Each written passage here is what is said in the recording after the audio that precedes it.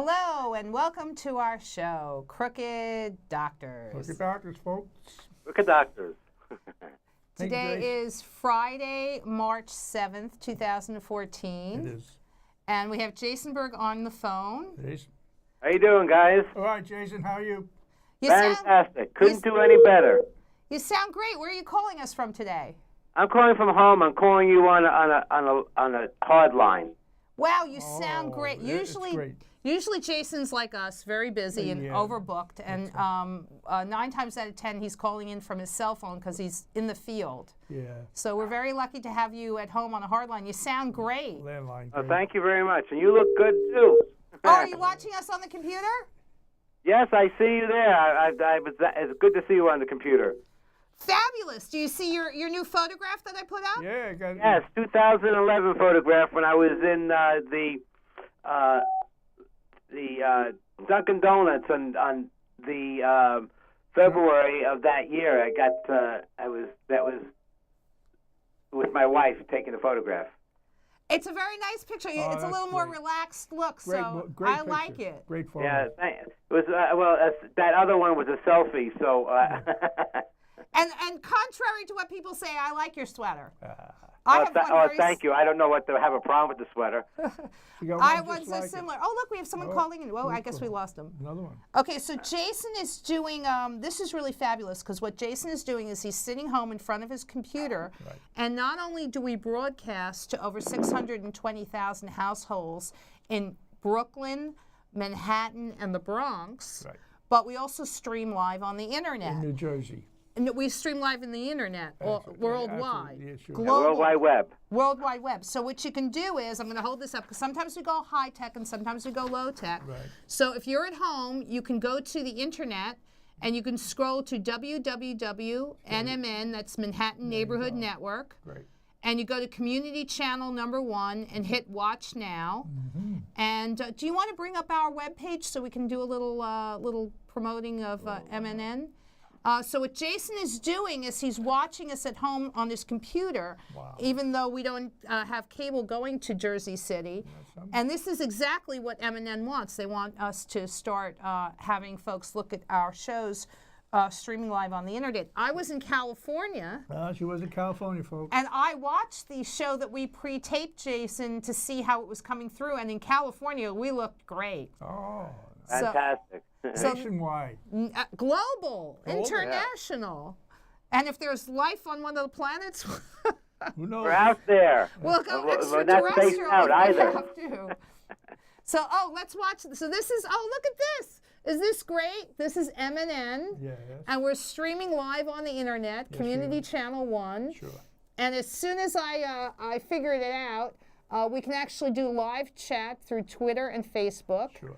And our studio very kindly gives us continuing education classes, which I attended, and have to review my notes. So there's a lot we can do to broadcast. The power of broadcasting is phenomenal. So thanks for watching us on the computer, Jason. Okay, Jason. It's my pleasure. I just got a little relaxed today. I love watching you guys on the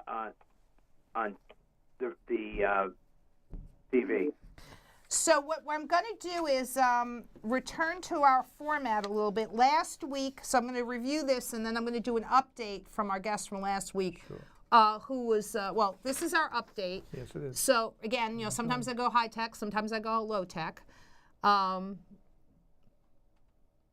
what we're going to try to do is stick to this format where we go through an overview. Right. So if you're a regular guest, you can probably tune in after 10 minutes after 6, because we're going to do a brief overview for the new viewers. Right. Then we're going to do some updates. I have some new information about dirty lawyer tricks and how to protect yourself, but I'm going to do that next week. And then we try to help others so that's the basic overview. Great. Jason, I had a conversation with one of our fellow producers, and, you know, I've been asked, why are you doing this show? Well, me and Joe Barton, by the way, you know Joe Barton and Paula Gloria? Yes, I do. They're part of our movement. We saw them, Jason, did you know that Joe Barton is a decorated veteran of the Vietnam War? Wow. He did say something about that, and it's a shame that he's going through a lot after serving his country. And you're a fellow Marine, aren't you? Yes, I am. I am a Marine I am a reservist, and in 1974, when Nixon was supposed to be crucified by Ford, I resigned my commission because we couldn't go after our domestic enemies. Why would I want to have to fight my foreign and not get served well by my wonderful Federalist government? So, Joe Barton and I were talking, and he actually he's a decorated veteran, saw combat, and has medals from the Navy. So, he, contrary to his public persona, everybody sees him as Joe Barton, anti-establishment, that kind of stuff. I asked him, why don't you share this? And he said, well, I'm not particularly proud of what I did during the Vietnam War, and I'm sure there are others who are not particularly proud, but it is what it is. And so, even though he was not proud of what happened, he did serve his country, and he served his country well. Yes. And I was surprised that he shared that with us, but he saw combat, and he is a decorated veteran. And right now, he's fighting in courts against homelessness because he and Paul Gloria are being defrauded in a swindle. So they're fighting their case. I'm fighting mine. Pauline Roman is fighting her case, and we're not just exposing the facts in our cases to drive our cases forward, but what we're exposing is the corruption of the courts. So we're doing. It's not just we're exposing the facts, but we're trying to change the system. Change the culture? We're trying to change the system for those who come after us. Exactly. Well, again, what they're doing is actually they need to be taken up on official misconduct because, again, they keep on placating to the bar, which is actually a British foreign government thing. And they're not even, in the state of New York, they're supposed to be playing by common law, yet they use, under the color of law, statutes. And then they're in violation of their own state constitution and their own constitution that they swore to serve and protect.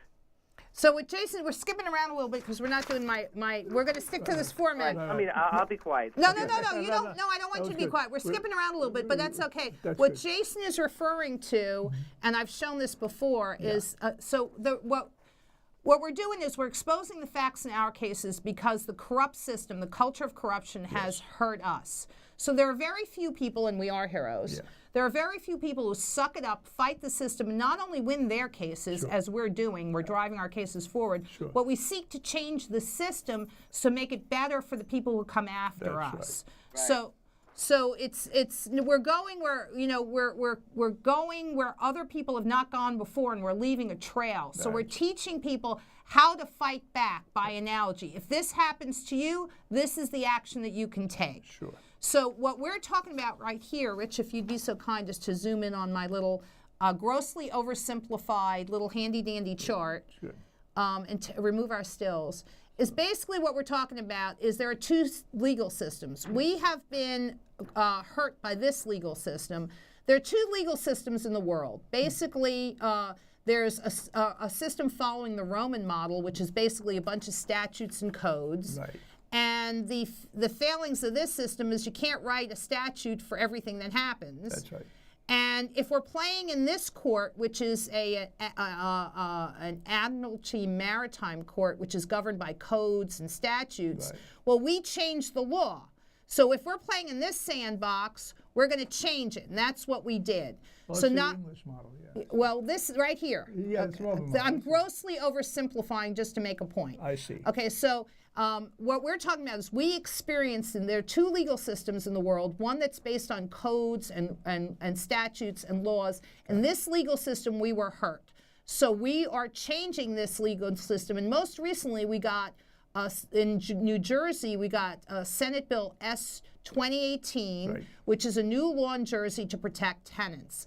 And we're also fighting against commission-based or money-based prosecution, where in the criminal system, the prosecutor actually is incentivized to prosecute, and the judges are incentivized to prosecute. That's right. And the prison system is just a big business, and you can be easily victimized, as I was. So we're going to change. If we're in this system because you fooled us, you defraud, you duped us, you hoodwinked us into participating in this system. You preyed on our ignorance, and you didn't educate us. Well, we change this. But we've educated ourselves so we know that there's a common law system. Sure. And this brings in, Jason wanted a few minutes to talk about National Liberty Alliance, which I'll give you in just a second as soon as I set this up.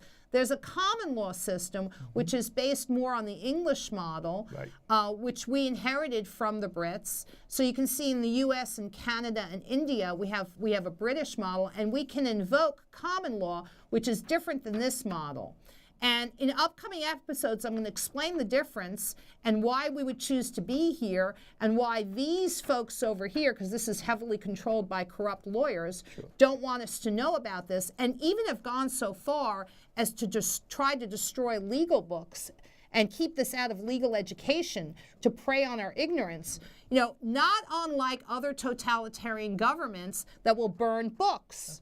So what Jason is doing with the National Liberty Alliance, and we'll bring up their website in just a moment because they have a weekly blog talk show. And Jason, I understand you're setting up your weekly conference call, but Jason is the statewide coordinator for National Liberty Alliance. In New Jersey. And you want to tell us about your regular Thursday night conference call? Sure. Well, we have a conference call at 7 to 9 a.m. on Thursday. It's a free conference call number, and we we have a format, and we try to make it interesting, like, you know. Well, we lost you a little bit. That's okay. Go ahead. Go ahead. Excuse me, I'm just trying to find my number. Anyway, we do this once a week. We do it for 2 hours. We have an archival archival system in there too. We want everyone to participate. I may be a leader, but I'm also a pathfinder. Basically, I want to teach people to be better than me as a leader, because I can be easily eradicated by the establishment, and I want someone to fall into place like water. You can't get rid of water, and I want to be able to have my people to be trainable and to take forth this.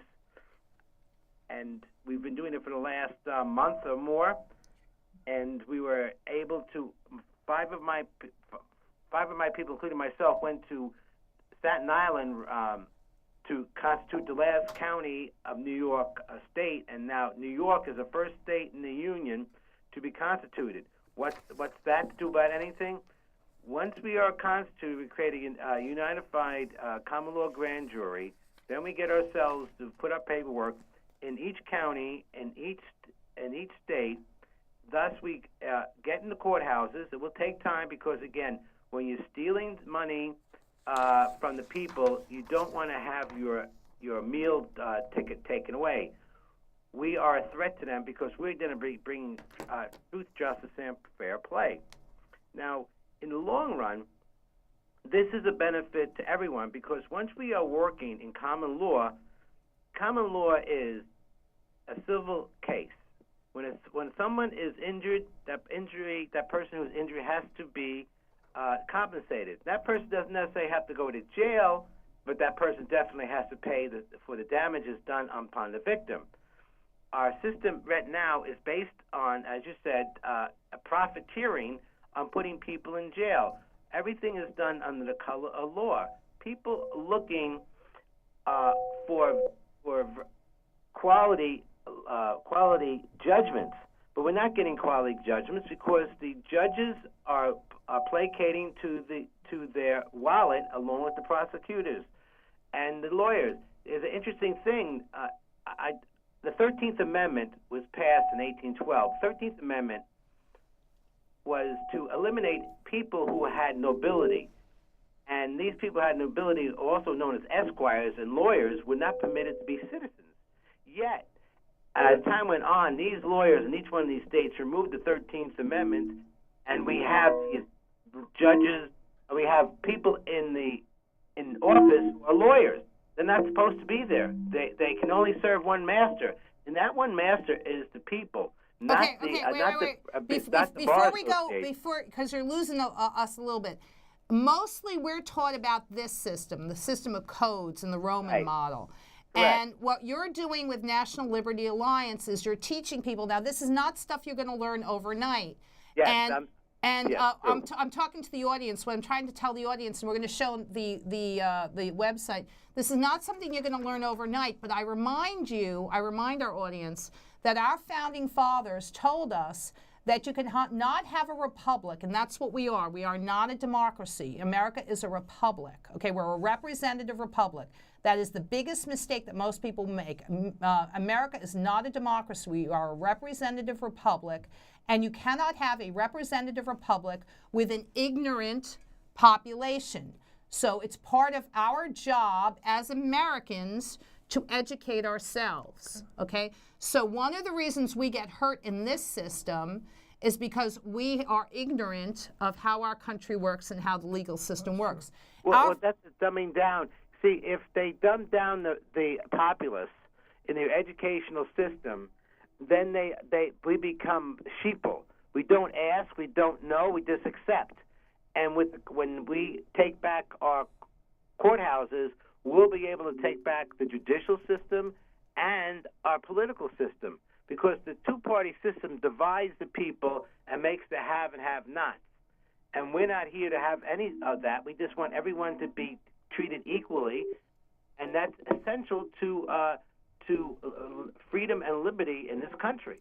Exactly. So those of us who have been harmed by this system, this culture of corruption, and I'm going to deepen this and add to it in upcoming episodes, are learning about the common law system, and we can, and this is what we're kept ignorant of. Now, when we discuss this with judges and attorneys, they're kept ignorant by the law schools. They don't even know what we're talking about half the time. So we have to actually educate these people who've been brainwashed to think that this is the only system, and we've forgotten our roots in common law. And common law gives us a great deal of protections. So part of what we're doing is those of us who have been harmed, not only are we making new law like we did in Jersey, where we passed Senate Bill S-28, which would allow tenants to recover their attorney's fees so that we can be made whole again. And that argument is a common law argument. But we're also teaching people, when you walk into a courtroom, you do not have to accept this system. You can simply say, I am coming into this courtroom and I'm establishing my jurisdiction under common law. And the judge will freak, and everybody will freak, because some of them will know what you're talking about and some of them won't. This is a common law land court of record, and I am not going to be deceived by your maritime admiralty courts. Now, we're going to get into that a little bit, in more depth, because I want to stick back with our, so those of us who've been hurt by the crooked doctors, the culture of corruption, the crooked police, the crooked judges, we are changing the system. So it's not just that we're pushing our cases forward, but we're using our cases as teaching models to educate the audience so that they can, they will not be further victims. Now, this is heroic. Okay? This is what we did when I worked with Women Organized Against Rape. It's not just that you fight back against a corrupt culture and we changed law, but we changed the culture of corruption. So if you'd like to, Jason, at your convenience, let me know what the phone number is that people can call in for your conference call. And what I'm going to show is the National Liberty Alliance website, if we could go to that. Absolutely. So this is the National Liberty Alliance website. And if you go to states, the states tab, go up a little, scroll up a little. And if you go to the, you go to the states tab all the way at the end. There we go. And you go to New York. New York. No, that's Nevada. New York. There we are, New York. And you scroll down a little bit. Oh, no, I'm sorry, Jason, you're in New Jersey. I'm sorry, go back up. Go to New Jersey. What's really great, we have blogs in here, Jay. If we go to, if this is New Jersey, and if you scroll, yes, it is. If you scroll down to, where's Jason? Well, There we go. If you just highlight Jason in Hudson County. So that's Jason, and you can reach him at 201-240-5351. Jason is the state organizer for National Liberty Alliance in the state of New Jersey. He's also the organizer for Hudson County, which is infamous for being so corrupt. The most corrupt county in the nation. Is it really? Yeah, absolutely. Unbelievable. And the last time we went and talked to the FBI, they're like, "What do you want from us?" The last time we came through here, we had to get a bus for 48 people. I think 44 And the real thing is, it really gets my goat, is that the feds weren't even looking what they were doing. What they did, they created a crime to get other people to commit a crime. So if you are the first actor creating a crime, everyone else who committed the crime is actually free because you were victimizing the people. Anyone is going to go after anyone. If you are looking to save yourself or want something, if you're not looking for it, but someone comes to you and say, "Hey, you can have this," and if you're a person who is a weak person, you'll accept it. The only person that won against the FBI was Louis Manzo. Louis Manzo, and he won, and the feds wouldn't even pay for his case because he won. And as far as I'm concerned, if you victimize people, our government needs to pay for those persons becoming whole again. And when it comes back, when the National Liberty Alliance is nationalized, we are going to go after the so-called criminal court sessions and help these people who are victimized. I'm not saying they were right or wrong. My point here is that if you do a criminal act, to get people do criminal acts, you cannot, if you're not pure, how can you get others to be in jail? So we're going to go to the National Liberty Alliance website. I was talking to the national leadership, and they have a regular Monday night. If you see, scroll down a little bit, and where is scroll up just a little bit more. On the right side, you see NLA Live Radio. If you click on that, okay, so they have a Blog Talk Radio. So, and these are some of the archives. Last week's Blog Talk Radio session, you call this number. If you zoom in a little bit for the number. Well, you know what's really so great now? Yeah. Is now we're getting so big that England is now getting involved with us from London, and they are in 1215. The common law was invoked against King John in 1215. Because the 25 barons couldn't stand being victimized anymore, and so began the common law grand jury system. What I'm trying to say is, last week's Blog Talk Radio, you call in at 9 o'clock. This is the number. If you want to ask a question, you can press 1, and you'll be put in a in line in a queue. In a queue, and you can ask a question. So usually John will give updates for an hour, and then we got 2 hours of question and answer.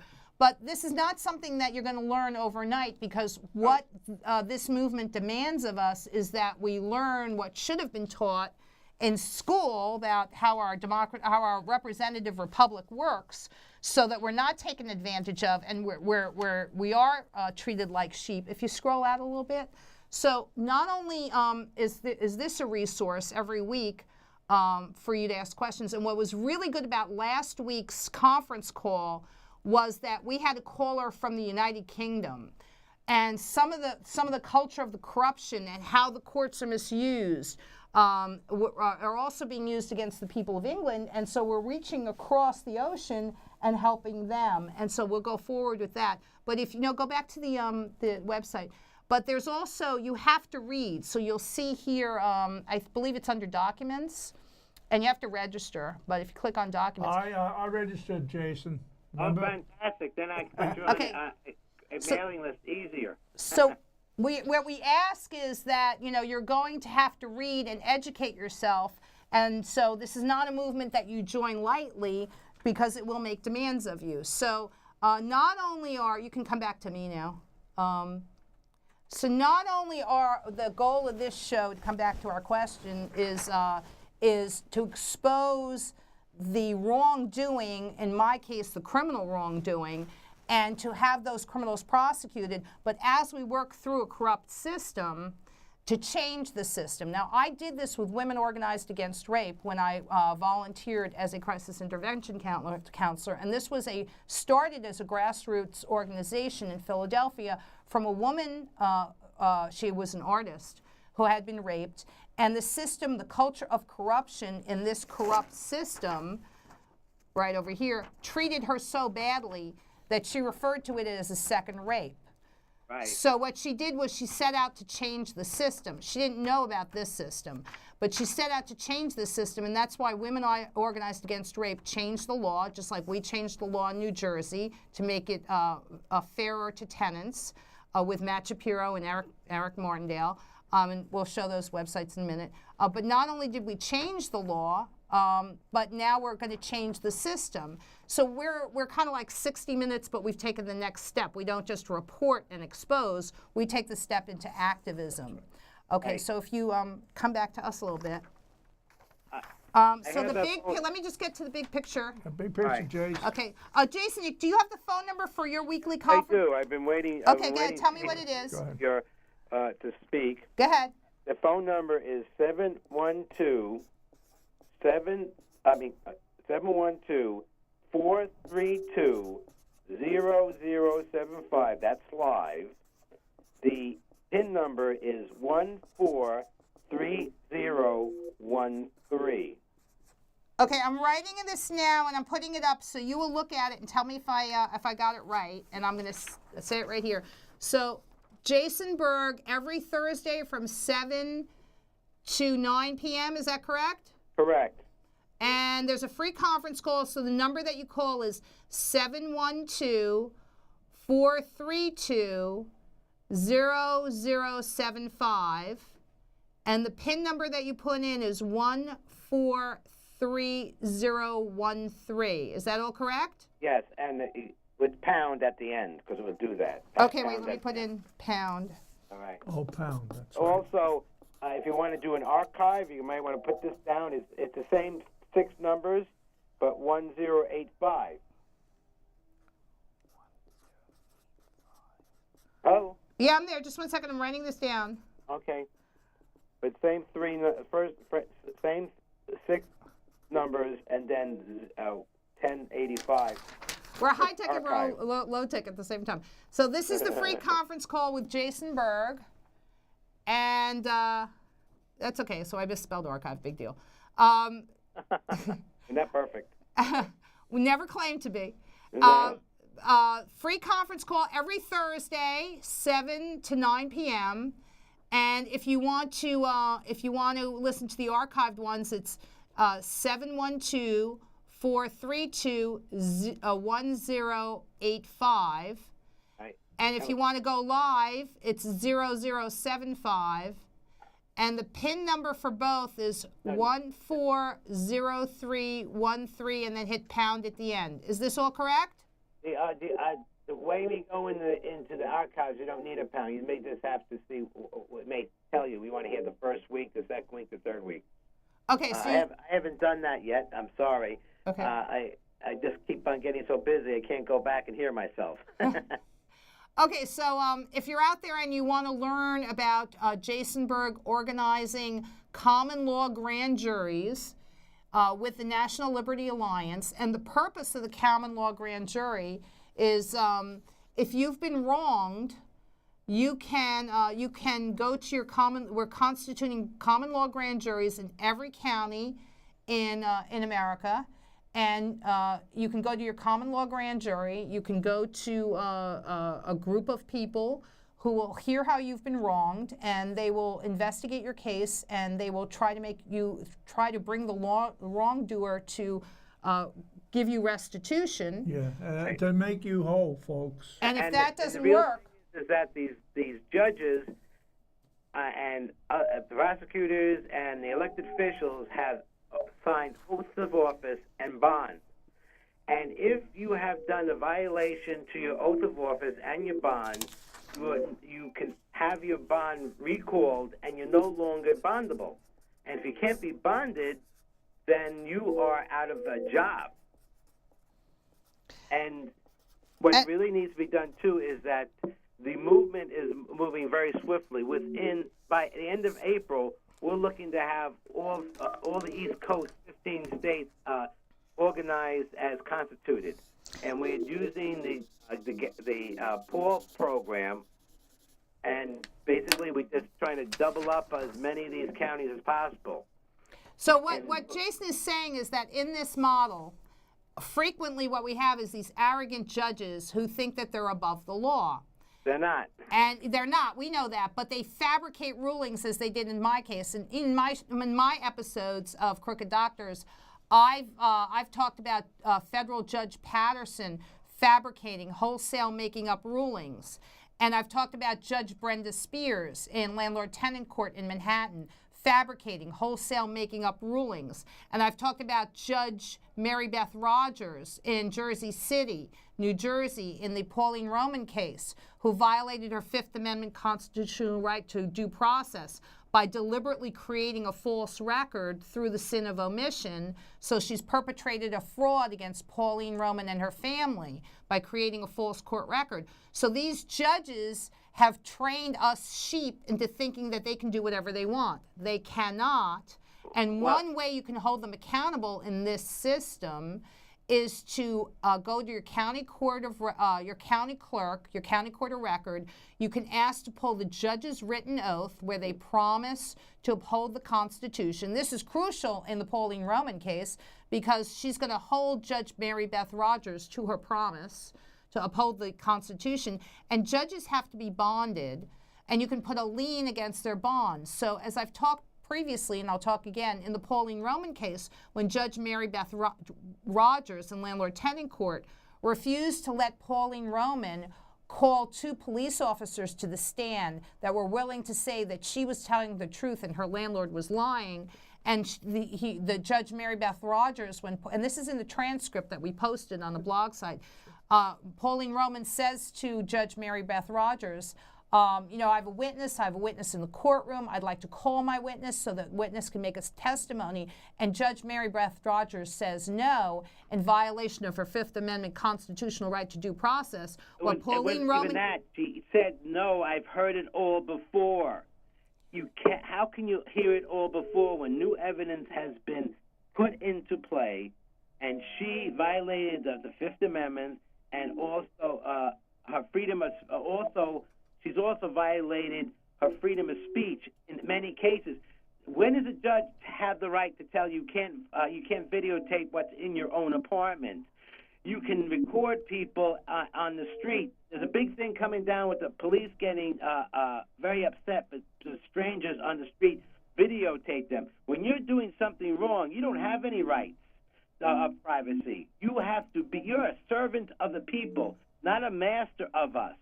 And this is what our elected officials and our appointed officials forget, that they're there to serve us first, not their own bodies. So that's true. So what do you do about these judges who have run amok?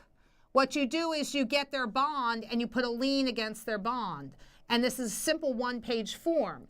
Now they've got a lien against their bond, and it's making it difficult for them to work. Because remember, who's paying for this abuse?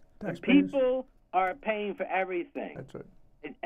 We pay for their salary. The state, actually, in New Jersey, it may be in Hudson County or Morris County. These court rooms in the public and these county buildings are actually paid by the state of New Jersey, not by the county, but by the state.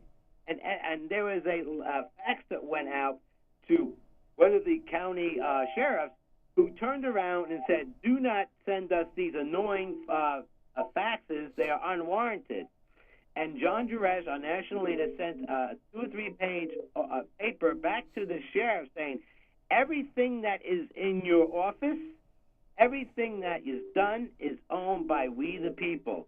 So he has no right to say we are putting to call up FCC, because this is legitimate legal work. And if these individuals do not want to receive it, it can be seen as obstruction of justice, and they could be put in jail for 20 years and fined. And I don't even know it's 20 years. It could be 20 years for each count of their abusive. Well, let me help orient the audience just a little bit. The reason why Jason is talking about this is because not only are we educating the judges and our audience and people who have been harmed by this system, and here's what you can do to take action so you will not be a victim, is that the sheriff is a court officer.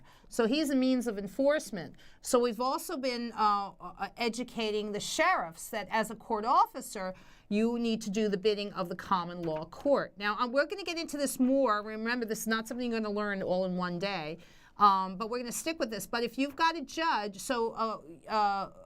what Jason's trying to say is not only are we educating the judges and the lawyers and the populace, but the national leader, John, sent out letters and faxes to all the sheriffs saying you need to be educated about what's going on here, and apparently got some ill-informed sheriff to make some comments that unfortunately demonstrated that he wasn't as well informed as we'd like him to be and didn't have an open mind. So we'll go forward, and made some comments that were inappropriate. But who's paying for this system? We are. Okay, these courts do not exist. They think they're free agents. They're not. We own you. We pay the tax dollars. We are the people who own the system, pay for the system, and are abused by this system. So we're putting accountability into this system, and we don't have to accept this system. We can invoke common law jurisdiction.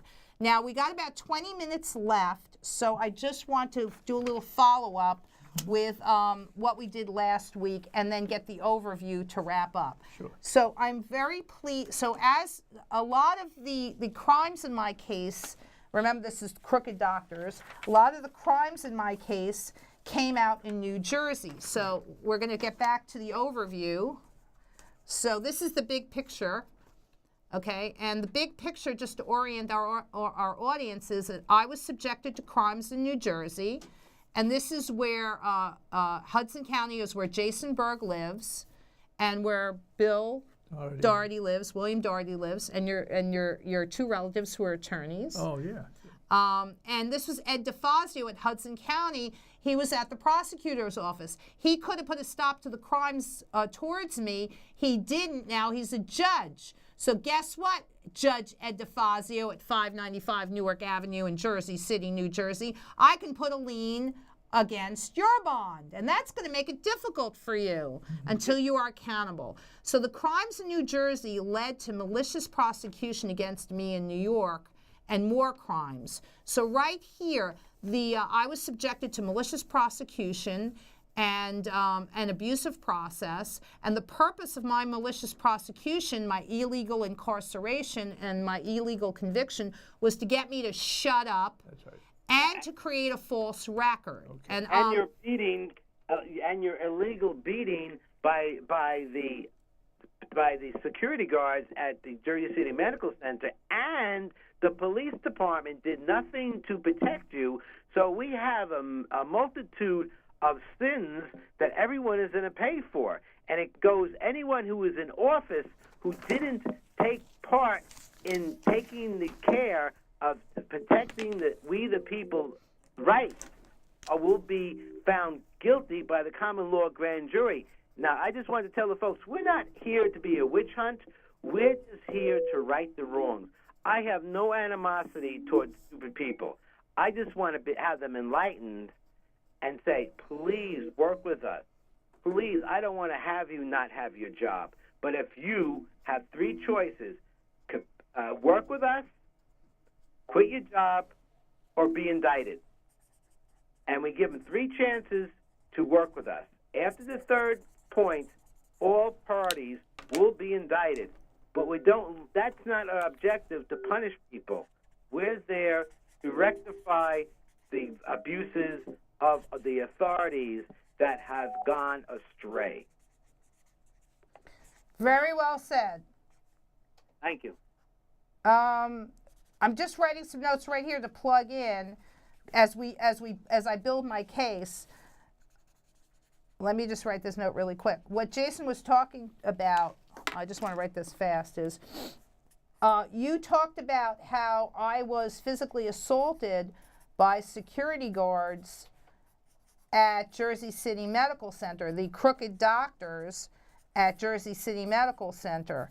So not only, and I'm just filling this in so you can see, so it's not only the physical violence here, right? So Jason's talking about I was physically assaulted by security guards at Jersey City Medical Center. So those are the Crooked Doctors. These are some of the crimes in New Jersey.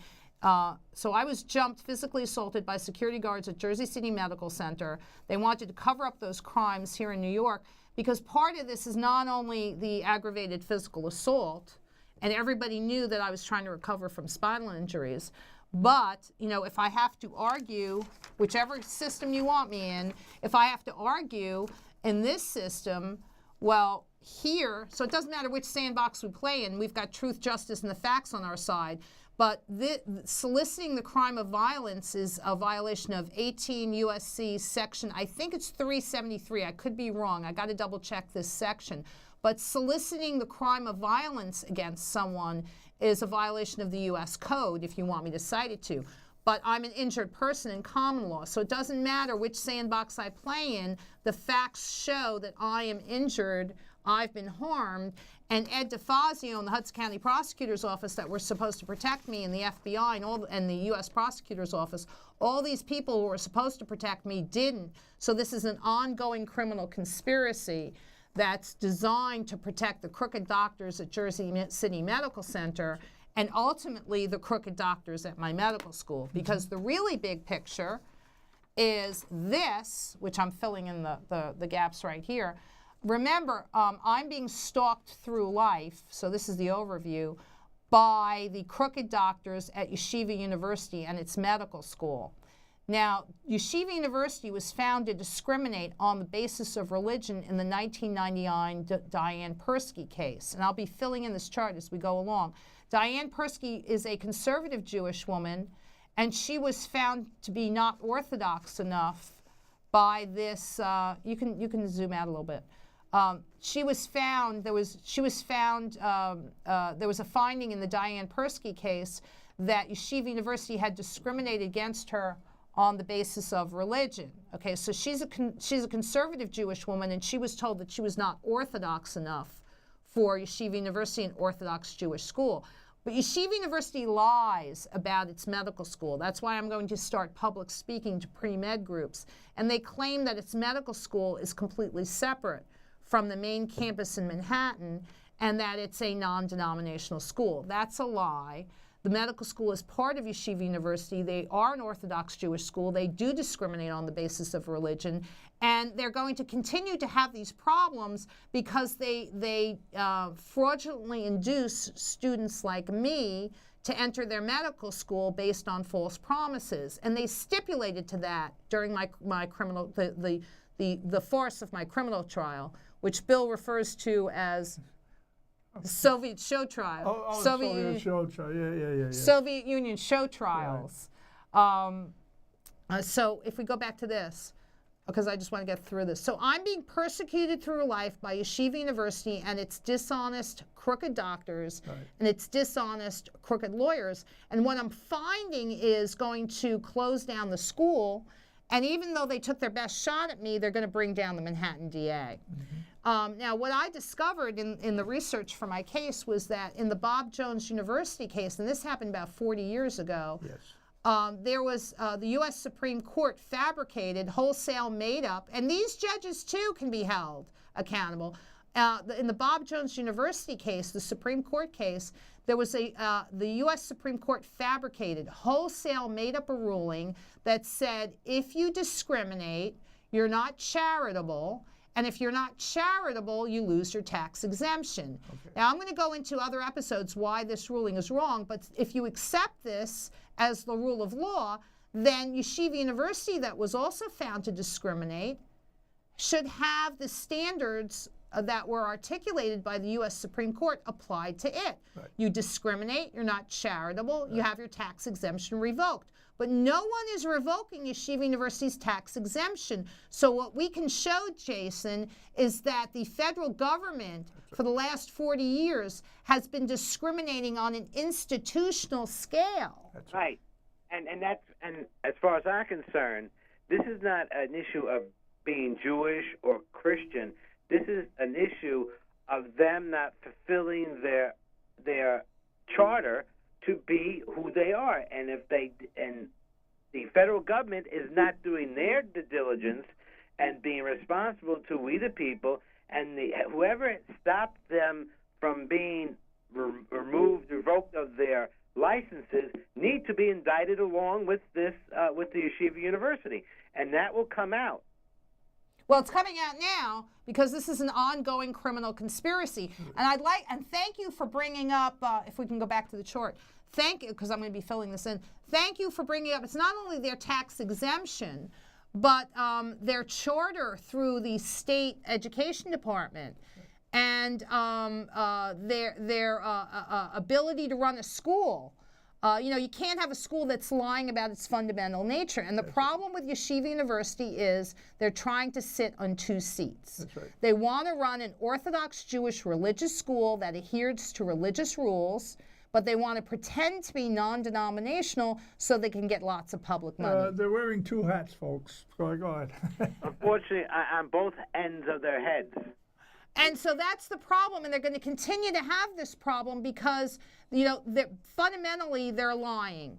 And they've got to choose. Now, they were asked to choose back in the Bob Jones University case, the IRS, and thank you for opening this door, the IRS sent out a letter to all schools, and they said, if you want to be a private religious school and you want your school governed by religious rules, that's fine. You're free to do that in America. But what you have to do is reject the public money, go completely private, and you can, basically do what you want to do and be honest about the nature of your school.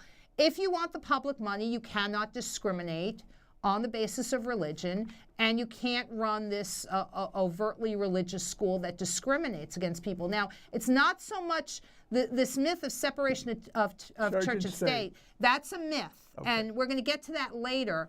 But it's not so much that there's no such thing as separation of church and state. That's not what that's a fundamental misunderstanding Big lie. of our Constitution. Yes, our First Amendment, the Establishment Clause of the First Amendment.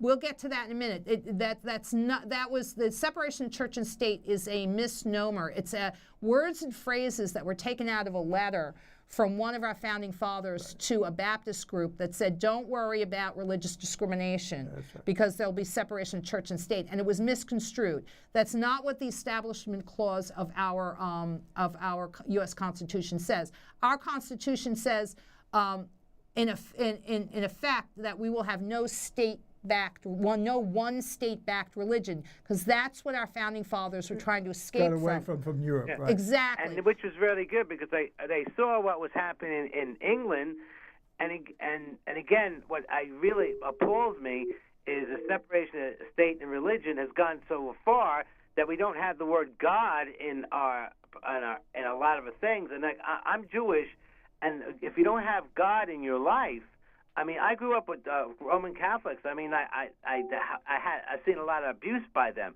but I have no animosity towards the religion of God. I have challenges with the followers, but when you take out God out of our system, you become demonic, and we see the demonicness in our society. More people have been shot by policemen since 9/11 than people have been shot by people with their own private guns. Oh, we have a caller. Let's take our caller. Thank you for calling in. Hello. Yes. Hello, and welcome to our show. Yes, may I make a point? I've watched your show for the last few weeks. Can you hear what I'm saying? Yeah, let's just get you online. Thank you so much for calling. I appreciate your feedback.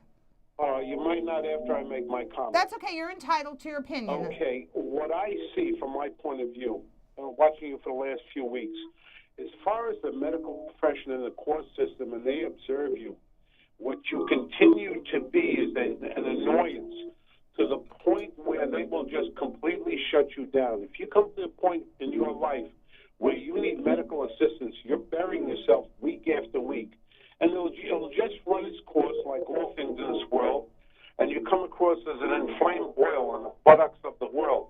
And you're just going to run your time, and no one's going to pay any attention to you. Right now, you're considered an annoyance. And that will run its course, and then you'll be nowhere. And you just do it week after week. And you bury yourself, and you continue to bury yourself, where you just become a public nuisance. And you sooner or later, you will be completely shut off, and there will be nowhere for you to go. And you do it on a weekly basis. And right now, you're just an irritant, and that will continue to grow. And there's nowhere for you to go, and you're not going to win anything. You're fighting a helpless case, and you're just going nowhere. And you go nowhere every week, and no one pays attention to you. Thank you. Oh, don't hang up. All right, will you respond? Yeah, I wanted to talk to the gentleman a little Can bit. you respond to the viewers? Sure. But the bottom line is it's irrefutable that we passed Senate Bill S 2018. Right, in New Jersey. In New Jersey. So one of the things that happened to me in New Jersey, because a lot of the crimes came out in landlord-tenant court, was that I was, as other tenants were, subjected to frivolous evictions to harass me. Right. And, I kept winning the frivolous evictions, but I was being milked of attorney's fees. Absolutely. So we joined together with other tenants who've been harmed, and we changed the law. So it's not true. I may be Signed by Governor Christie, folks. Yeah. But go ahead. Senate Bill S 2018, and let me tell you, I can't talk about it, but some of the stuff that went on here is phenomenal. So I may be an irritant. Thank you. Part of this being an irritant is playing on the propaganda of my illegal conviction, where it's like my medical school claimed, or the attorneys from my medical school claimed, that I was annoying them and harassing them. That's not true. Even according to this system right here in the system of codes, okay, I never harassed the attorneys from my medical school.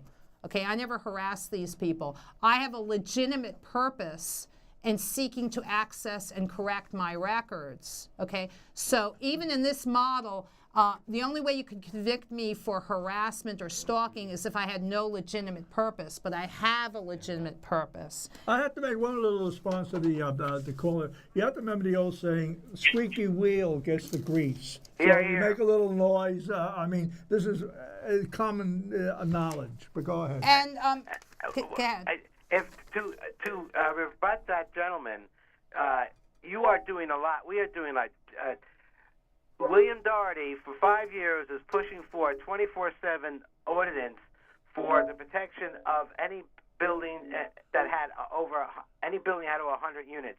It was in effect in law in 1985. And then just recently, it just came to the conclusion that the city has not been enforcing it.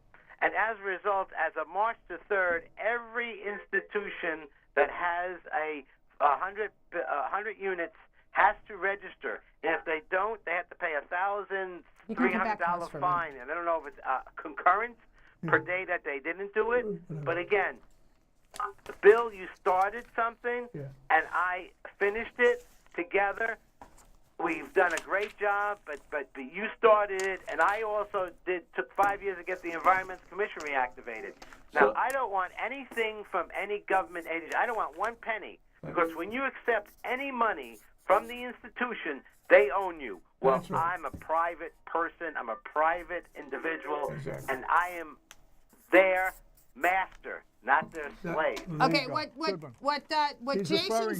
Jason's referring to is there's a New Jersey city ordinance that would provide 24/7 security guards. You can pull out a little bit. 100+ buildings. And Bill and Jason are working to get this ordinance enforced.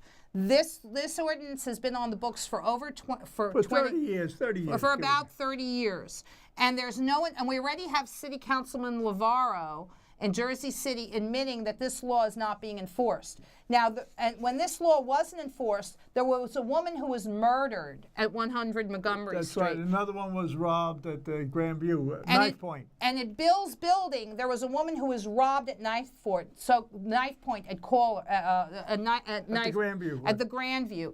So had there been security guards like this New Jersey ordinance provides for, 24/7 security guards, had there been an on-site security guard, it's highly unlikely that in Bill's building a woman would have been robbed at knife point, and highly unlikely that a woman would have been murdered at 100 Montgomery Street. So caller, Bill, me, and Jason, and the people who work with us are heroes because we're the ones who are fighting the good fight. And you might be one of those people one day, because we fight the good fight, that won't be murdered and won't be robbed at gunpoint, because we do this every single week, and we do put our lives on the line. And we're getting the laws enforced, folks. And we're changing the laws. And most recently, there's only, how much more time we have? About 2 minutes? About 3, yeah. 3 minutes. So this is a lawsuit, and I'll get to this more next week. Okay, the judges in the Southern District of New York, this is Judge Patterson and the appeals judges who upheld a fabricated ruling that said that I could not access and correct my records. And wait, there's something I got to highlight here. It's not that it's going to go away. Hold it just 1 second. There's one thing I want to highlight here really quick.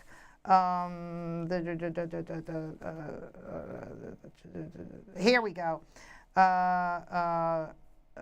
There's no statute of limit for, here we go. These are the two things I want to highlight, and we'll discuss this more. We got about 2 minutes. These are 4 students in federal court who have the same problem I do. Their eligibility to borrow in the federal student loan program was falsified. There is no, can you zoom in? And there's no statute of limitations on debt collection. So this is an ongoing, just zoom in a little bit more on the highlighted portion. That's it. Okay, there's no statute of limitations on debt collection. So the ongoing criminal conspiracy against me, you can zoom out a little bit if you want, and we'll get to the other thing.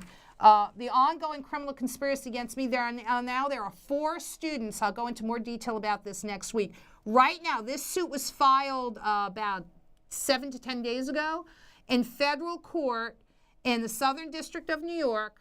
And these judges are going to have to contend with 4 more students, and they really want to highlight that it's the students and ultimately the taxpayers who suffer, okay? But these judges are going to have a real problem because they fabricated a ruling that said, in effect, that as a former student, I could not access and correct my financial records at Yeshiva University, but there are lawyers and other groups involved that are trying to give relief to this one woman who had her life ruined for 26 years because everybody in the federal student loan system, Sally Mae, the Higher Education Services Corporation, the state attorney general, all the people that are supposed to protect you do not, okay? So these are student, and I'm going to show you the difference between trade schools and academic schools.